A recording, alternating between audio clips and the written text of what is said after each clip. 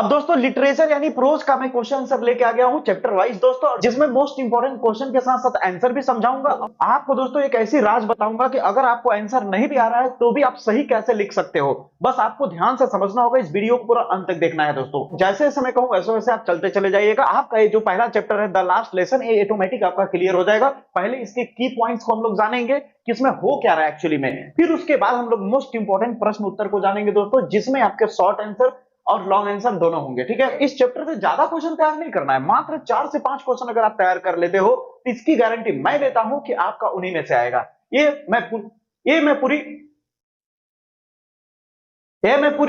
मैं पूरी दावे के साथ कह सकता हूं। बस आपको जैसे बताओ वैसे समझिएगा। सबसे पहले आप जान लीजिए कि लिटरेचर यानी प्रोज का जो पहला चैप्टर है द लास्ट लेसन, इसमें एक्चुअली में हो क्या रहा है। फ्रांस जो है, फ्रांस में कुछ प्रांत के ऊपर क्या है कि जर्मनी का कब्जा हो गया है। अब जर्मन लोग क्या कर लिए हैं, कब्जा कर लिए तो वो सबसे पहले क्या करते हैं, ये बात आप जान लोगे। जब किसी भी देश पे या किसी राज्य पे जब कोई कब्जा करता है तो उसे गुलाम बनाने का सबसे बेहतर तरीका होता है कि उसकी संस्कृति को ही मिटा दिया जाए, उसकी भाषा को ही मिटा दिया जाए। जब अपनी वो संस्कृति और अपनी भाषा को भूल जाएगा तो ऑटोमेटिक वो गुलामी से बाहर निकल ही नहीं पाएगा, वो हमेशा हमेशा के लिए गुलाम हो जाएगा। जैसे आप देख सकते हो कि भारत में हम लोग अपनी भाषा को उतना तवज्जो नहीं देते हैं। हम हिंदी में बोल रहे हैं, हिंदी बोलते दौरान हमें गिल्टी फील होता है, लेकिन इंग्लिश बोल रहे हैं तो हमें बड़ा ही एटीट्यूड या बड़ा ही मॉडर्न फील होता है। ठीक है, हर भाषा जानना जरूरी है, लेकिन अपने भाषा का सम्मान करना बहुत ज्यादा जरूरी है। जिस मिट्टी से आप जुड़े हुए हो उसका सम्मान करना बहुत जरूरी है। तो यहाँ पे वही बात कही जा रही है कि एम हैमल एक शिक्षक है किसी स्कूल का, और क्या है,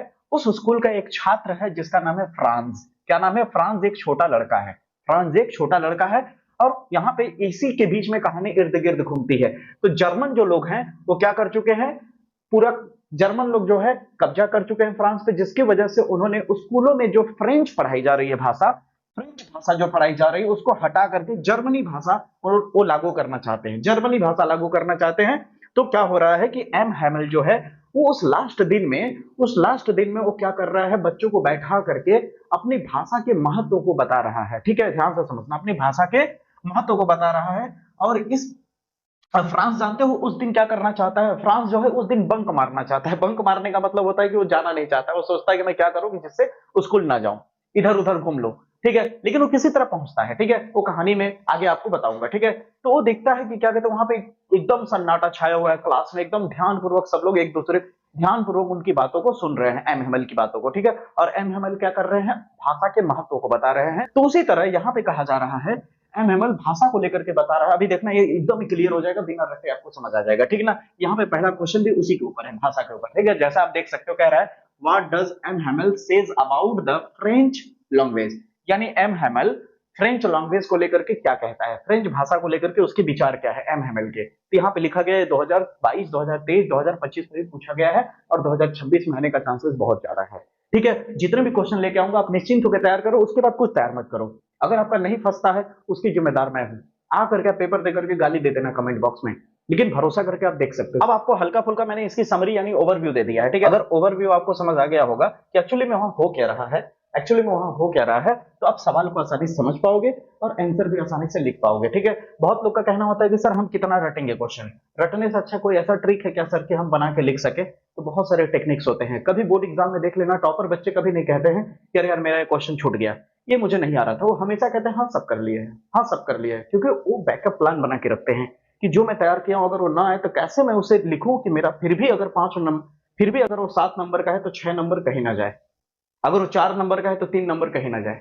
ऐसा होता है खेल, समझो। सबसे पहला क्वेश्चन आप तैयार करेंगे, नोट कर लीजिएगा, what does M Hamel says about the French language, यानी एम हैमल जो है, जो शिक्षक है, वो फ्रेंच भाषा को लेके क्या कहता है, उसके विचार क्या है। ठीक है, तो यहाँ पे जब ये प्रश्न पूछा जाएगा तो आप यहाँ पे लिखिएगा, जो एम हैमल है वो कहता है कि फ्रेंच भाषा जो है वो संसार की सबसे शोभामान भाषा है, संसार की सबसे बेहतर भाषा है। यहाँ पे देखो क्या लिखा है, M Hamel says that French is the most beautiful language, यानी एम हैमल क्या कह रहा है, सेज का मतलब कहना होता है। ठीक है, एम हैमल कह रहा है कि फ्रेंच लैंग्वेज जो है वो मोस्ट ब्यूटीफुल लैंग्वेज है।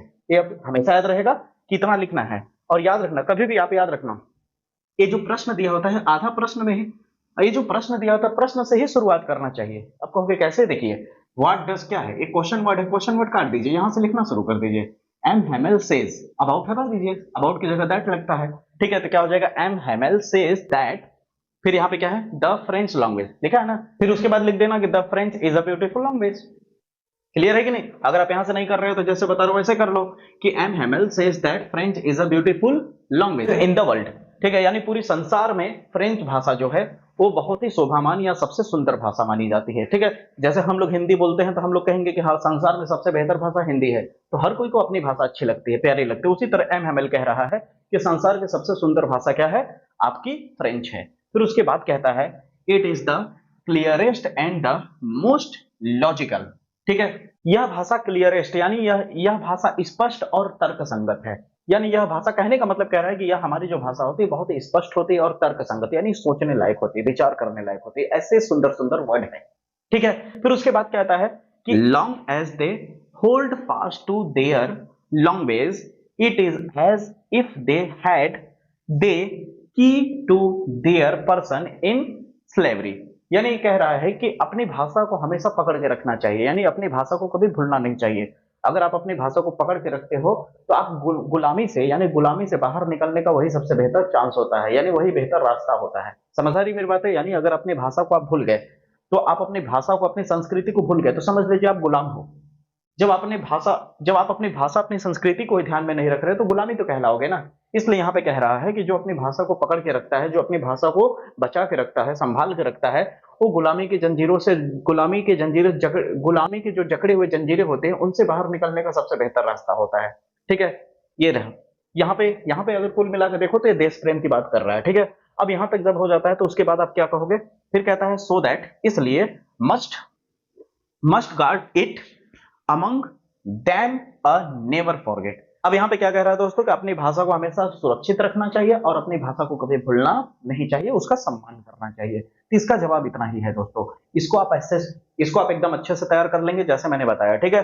2-3 लाइन तो आपको क्लियरली तैयार हो ही गया होगा जैसे मैंने बताया। अब यहाँ तक आपको समझ आ गया। अगर जिसकी अंग्रेजी ठीक है वो तो अपना तैयार कर लेगा। अब आप कहेंगे सर मान लीजिए मेरे को अंग्रेजी उतना अच्छे से नहीं आता, मेरे को रटना पड़ता है हर एक आंसर, तो इतने सारे चैप्टर्स के आंसर रटूंगा तब तो मेरा साल भर ऐसा ही निकल जाएगा और रटा हुआ चीज तो ज्यादा रहेगा नहीं, भूल जाएंगे। तो मैं आपको एक राय देता हूं कि 2 तरीके हैं तैयार करने के। एक, या तो आप कहानी को अच्छे से समझ लो, फिर उसके बाद आपकी वोकैबुलरी कुछ ठीक होनी चाहिए ताकि आप बना करके लिख सको कुछ, ठीक है। अब बना के लिखने का भी तरीका ये होता है कि जब इसको आप तैयार कर रहे हो तो कम से कम ये लाइन तो कम से कम परफेक्ट होना चाहिए, यहां से यहां तक। समझ आई मेरी बातें? कम से कम यहां से यहां तक तो एकदम एग्जैक्टली सही होना चाहिए, ताकि जब वो चेक करे एग्जामिनर तो उसकी जब नजर पड़े तो कहते हैं ना first impression is the last impression. अगर शुरू में ही इंप्रेशन गड़बड़ कर दोगे, अब सेज लिखने की जगह स्पेलिंग मिस्टेक कर दोगे, फ्रेंच स्पेलिंग मिस्टेक कर दोगे, तो भाई वो काटेगा ना, वो घुमा देगा ना ऐसे, ठीक है। एकदम साफ सुथरा लिखो और यहाँ पे कम से कम एक लाइन तो ऊपर का एकदम एग्जैक्टली सही रखो और बाकी कहानी जानो, और कहानी के हिसाब से टुकड़े टुकड़े में थोड़ा बना बना करके लिख दोगे तो आपको मार्क्स लगभग कह सकते हो फुल में फुल मिल जाएगा। अगर 4 नंबर का है तो 4 में 4 मिल। अगर एग्जामर की बात करो, देखो हम लोग भी बात किए हैं इंग्लिश के कई टीचरों से, तो इंग्लिश के टीचर यही कहते हैं कि बेटा देखिए आप अगर अंग्रेजी का आंसर लिख रहे हैं तो हम लोगों में 2 चीजें होती हैं, हम लोग चेक करते हैं दौरान जब बोर्ड एग्जाम की कॉपी चेक करते हैं, तो वो बोलते हैं कि क्या कहते हैं, पहला हम लोग उसके लिखने के फॉर्मेट को देखते हैं तो उसका प्रेजेंटेशन कैसा है। अगर उसका प्रेजेंटेशन बहुत अच्छा है तो वहीं से हम लोग का दिल खुश हो जाता है, यानी वो 4 नंबर का है तो 2 नंबर वो ऐसे ही पा गया प्रेजेंटेशन के दम पे। अब आती है 2 नंबर। अब 2 नंबर को कैसे मिलेगा? 2 नंबर उसके लिखावट के ऊपर होगा कि वो जो प्रश्न पूछा गया है उसके बारे में वो जानता क्या है। ऐसा तो नहीं दिस दैट कुछ भी आकर के भर दिया है, अगर ऐसा करोगे तो आपको मार्क्स नहीं मिलेगा, ठीक है। इसलिए आपको करना क्या है कि कम से कम वो जो प्रश्न पूछ रहा है उसको तो समझो। अब जैसे ये प्रश्न है इसको मैंने समझा दिया, कभी नहीं भूलोगे इसे, सीधे सीधे देखोगे तुरंत जान जाओगे कि what does M Hamel says about the French language, यानी एम हेमेल अपने फ्रेंच लैंग्वेज को लेकर के उसकी विचार क्या है, वो क्या सोचता है उसके बारे में। तो उसके बारे में अब यहाँ पे आप इसे भूलोगे, ये लाइन पहला कभी नहीं भूलोगे, सीधे लिख दोगे M Hamel says that French is the most beautiful language in the world. इतना लिखने के बाद अपने हिसाब से बना लो तैयार। यही सही तरीका है, यही सही तरीका है। नहीं तो आप हिंदी मीडियम के हो, हिंदी मीडियम के, देखिए मैं बड़ी कड़वी बात बोल रहा हूं, आप माने या ना माने, कि हिंदी मीडियम के स्टूडेंटों में 70% से ज्यादा स्टूडेंट, 70% लगभग स्टूडेंट कह सकते हैं कि क्या कहते हैं उनको मजबूरन रटना पड़ता है। इंग्लिश शुरू से उतना स्ट्रांग नहीं होता है। हिंदी मीडियम से पढ़ा है भाई तो विद रिस्पेक्ट टू, अगर सीबीएसई के हिसाब से देखा जाए तो हिंदी मीडियम को थोड़ा तैयार करने में दिक्कत आएगा ही इंग्लिश, ठीक है। हम 30% की बात नहीं कर रहे, 30% बहुत ठीक भी होते हैं, ठीक है। इसलिए मैं 100% नहीं कह रहा हूं, लेकिन आपको अगर रटना पड़ रहा है तो आप यही तरीका अपनाओ जो मैं बता रहा हूं, ठीक है। रटने की जरूरत नहीं पड़ेगी। यहाँ तक क्लियर हुआ। अंत में ये भी बताऊंगा कि सर अगर मुझे इंग्लिश पढ़ने ही नहीं आ रहा है अच्छे से तो मैं याद क्या करूं, बहुत ऐसे भी स्टूडेंट मिल जाते हैं, तो उसका भी जवाब दूंगा मैं। पहले यहाँ तक समझ आया या नहीं? आते हैं अगले क्वेश्चन पे। इस प्रश्न की अगर बात करूं तो ये प्रश्न मान के चलो कि 2026 के किसी न किसी सेट में पक्का फंसेगा दोस्तों, इसलिए इसको बहुत ही ध्यान से समझना दोस्तों। बहुत प्यारा क्वेश्चन है और इसका जवाब भी बहुत प्यारा है, ध्यान से समझना। ये चैप्टर जो है दोस्तों ये आपको उदास कर देगी, आपको भावुक कर देगी, इतना प्यारा चैप्टर है, ध्यान से समझो। यार what did mister M Hamel say when Franz entered the classroom? ठीक है, कह रहा है कि जब फ्रांस जब क्लासरूम में एंटर होता है तो एम हेमेल उसे क्या कहते हैं? तो यहाँ पे क्या लिखा है ध्यान से समझना। When Franz entered the classroom late, यहाँ पे इतना लिखोगे कि when Franz entered the classroom, यहाँ पे ध्यान से समझो। यहाँ पे अगर आप ध्यान से समझो, मैं बता चुका हूँ क्वेश्चन वर्ड आपको काट देना है, ठीक है। और यहाँ पे Mister M Hamel says when है ना, यहाँ से काट के व्हेन से लिखो, ठीक है। When Franz entered the classroom, यहाँ तक सेम लिख दो। When Franz entered the classroom, when Franz entered the classroom क्या हुआ था? लेट आया था, लेट लगा दो, कॉमा कर दो, ठीक है। अब जब लड़का लेट आया, यानी when Franz entered the classroom late, जब फ्रांस क्लासरूम में लेट पहुंचता है तो उसे देख करके एम हेमेल क्या कहते हैं? ध्यान से सुनो। कह रहे हैं कि Mister M Hamel kindly said, यानी मिस्टर एम हेमेल जो है वो बहुत ही सौम्य भाव से कहते हैं। सौम्य मतलब समझ रहे हो ना, एकदम मधुर आवाज में, यानी बिना गुस्सा है, ठीक है, एकदम भावुक होकर के वो कहते हैं go to your place quickly, जाओ अपने जगह पर बैठ जाओ, जाओ अपने जगह पे बैठ जाओ, बिना डांटे, क्योंकि वो जान ही रहे हो क्या बता रहे हैं क्लासरूम में, भाषा के महत्व को बता रहे हैं, देशभक्ति को बता रहे हैं, इसलिए वो भावुक थे, तो नहीं चाहते थे कि लास्ट दिन किसी को वो डांटे, इसलिए वो कहते हैं कि जाओ अपने जगह पर जाकर के बैठ जाओ। फिर वहां कहते हैं we were beginning without you, हम एक क्लास तुम्हारे बिना शुरू कर रहे थे, ठीक है। फिर आगे कहते हैं दिस काम एंड जेंटल, अब यहां पे ध्यान से समझो। अब वो फ्रांस क्या सोच रहा है, यहां तक हो गया, जो एमएमएल को बोलना था बोल दिया। अब उसके बाद क्या सोच रहा है? फ्रांस सोच रहा है दिस काम and gentle tone surprised France. France क्या सोचता है कि जिस हिसाब से शांत भाव से, जितने धैर्यता के साथ, इतने मधुर आवाज में जब क्या कहते हैं फ्रांस बोलते, एम हेमेल बोलते हैं, तो उसे देख करके सरप्राइज हो जाता है फ्रांस।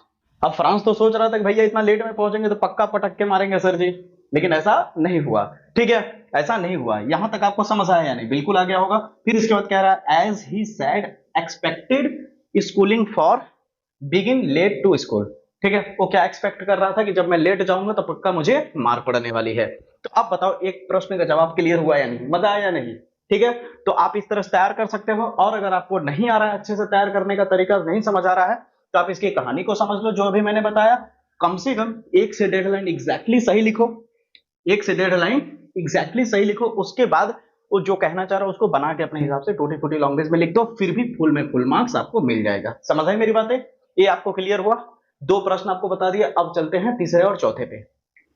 अगर आप तीसरे क्वेश्चन की बात करें तो ये भी 2026 में आने का चांसेस बहुत ज्यादा है। जितने भी क्वेश्चन बता रहा हूं आप इस चैप्टर से तैयार कर लो। इस वीडियो को देखते देखते आपका 50 से 60% चीजें तैयार हो जाएंगी, और इस वीडियो को देखने के बाद थोड़ा सा और प्रैक्टिस कर दोगे तो 100 पे 100% चैप्टर 1 क्लियर हो जाएगा। और इसी तरह धमाकेदार चैप्टर 2 भी ले आऊंगा, चैप्टर 3 भी ले आऊंगा, यानी इंग्लिश की भरपूर तैयारी करा दूंगा। तो इंग्लिश में 100 में 95 पार रहोगे, मेरी गारंटी है। बस आपको एक काम करना होगा कि मेरी बात का भरोसा करना होगा और आप तैयारी करो दोस्तों। गारंटी के साथ कहता हूं कि आपकी तैयारी बेहतर कराऊंगा मैं, हिंदी हो इंग्लिश हो हर एक सब्जेक्ट की।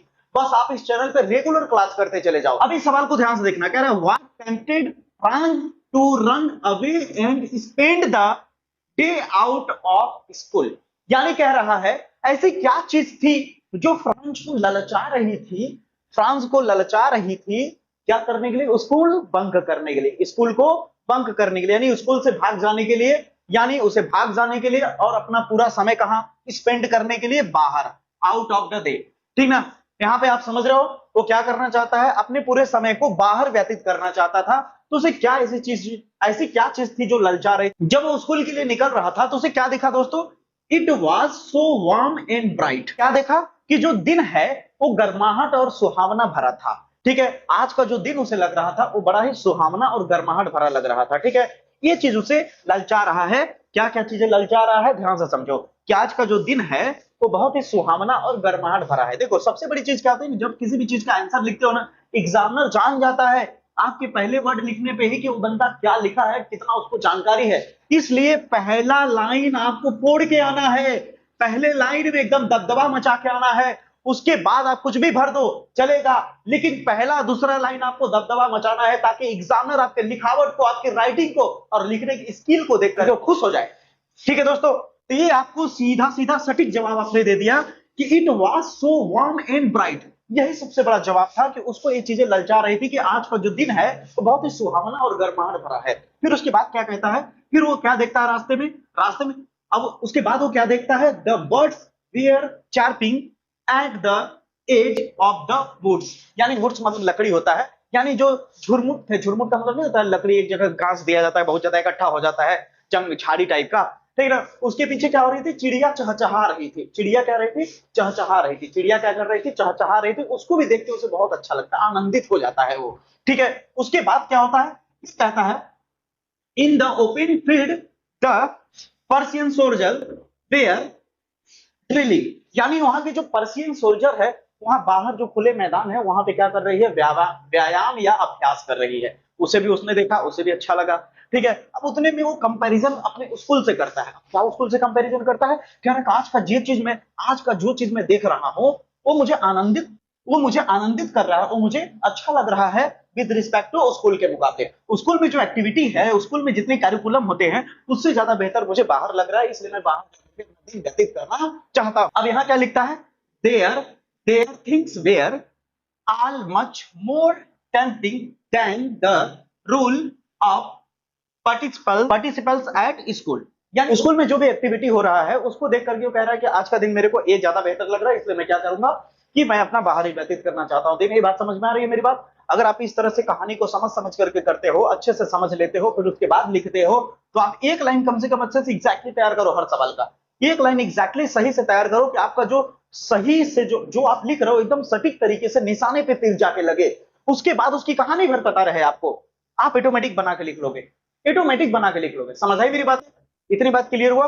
3 क्वेश्चन जो भी मैंने बताया शॉर्ट आंसर का, ये बहुत ही पॉपुलर है। एक क्वेश्चन शॉर्ट आंसर का और बताऊंगा, फिर उसके बाद एक क्वेश्चन लॉन्ग आंसर का बताऊंगा। अगर इन दोनों को अगर आप अच्छे से तैयार कर लेते हो, यानी कुल मिलाकर के 4 शॉर्ट आंसर टाइप क्वेश्चन और एक लॉन्ग आंसर टाइप क्वेश्चन, तो गारंटी के साथ ये चैप्टर आपका तैयार हो जाएगा। ठीक है, अभी जो मैंने 3 क्वेश्चन कराया दोस्तों, मुझे पता है कि वो लगभग 60 से 70% आपको ऐसे ही तैयार हो गया। बस आपको थोड़ा सा उसे पुशअप देना, थोड़ा सा उसे पुश करना है, थोड़ा सा मेहनत करना है, ऑटोमेटिक आपको तैयार हो जाएगा। और बाकी बचे 2 क्वेश्चन जो है, ये भी कम पॉपुलर नहीं है दोस्तों, बहुत ही वायरल क्वेश्चन है। ठीक है, इस क्वेश्चन को तो मैं मानता हूं कि इस बार जो 7 सेट होता है, 7 सेट में से कम 2 से 3 सेट में प्रश्न आने वाला है दोस्तों, क्योंकि इसके पीछे वाला जो 2025 का पेपर था उसमें कहीं भी इस क्वेश्चन का जिक्र नहीं किया गया था। यानी देखिए, द लास्ट लेसन नाम का जो चैप्टर है, द लास्ट लेसन नाम का, उसका कभी कभी नहीं होता है सारांश लिखने को दे देता है, यानी उसके बारे में लिखने को दे देता है कि उसमें क्या डिस्कस किया गया है, क्या बात है।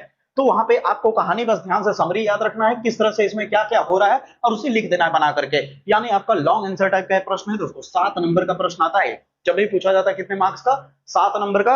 और याद रखना, मेरा टेक्निक याद रखना, कम से कम 3 लाइन या 4 लाइन एग्जैक्टली लिखना, तैयार करके रटना मत। ठीक है, एकदम स्पेलिंग मिस्टेक ना हो, ठीक है ना, लिखावट सही हो, कटपीट ज्यादा ना हो। फिर मैं देखता हूं कि मार्क्स कैसे आपका कट जाता है। कटेगा ही नहीं, कटेगा ही नहीं मेरे भाई, जैसे बता रहा हूं आप करो बस। ठीक है, इस चैनल से तैयार करने वाले मेरे प्यारे भाई बहन, अगर आप चाहते हो कि जल्द से जल्द ये चैनल 1 लाख सब्सक्राइबर के परिवार को छू जाए, तो कम से कम इस वीडियो को 10 दोस्तों तक शेयर करो, इस चैनल से पढ़ने को बोलो। मैं गारंटी के साथ कहता हूं कि आपका भरोसा नहीं तोड़ूंगा, आपको बेहतर परफॉर्मेंस करा के रहूंगा। ये मैं चैलेंज करता हूं दोस्तों। उसके लिए चाहे मुझे कितना भी मेहनत क्यों न करना पड़ जाए, उसके लिए चाहे जितना भी जागना पड़ जाए, चाहे जो भी करना पड़े, लेकिन आपकी तैयारी बेहतर करा के रहूंगा दोस्तों। बस आप इस चैनल को फॉलो करो और इस चैनल को ज्यादा से ज्यादा सपोर्ट करो दोस्तों।